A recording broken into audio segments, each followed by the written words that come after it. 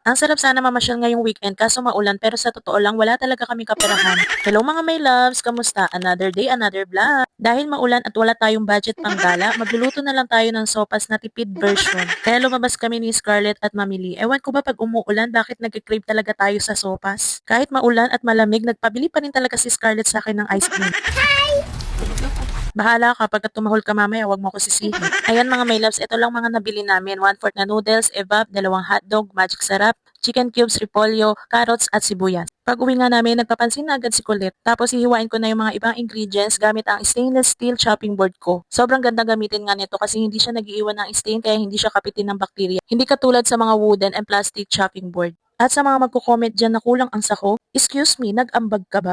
Tipid version nga to, hindi naman tinipid sa sarap mga my love, sa ingredients lang tayo nagtipid. Sa totoo lang, excuse lang talaga yung tipid version na yan, wala lang talaga tayong budget pang parami ng sahot. So habang busy nga tayo sa kusina sa pagluto mga my loves, si Dave, ayan, syempre matik na yan, iiyak at naghahabol-habol na naman.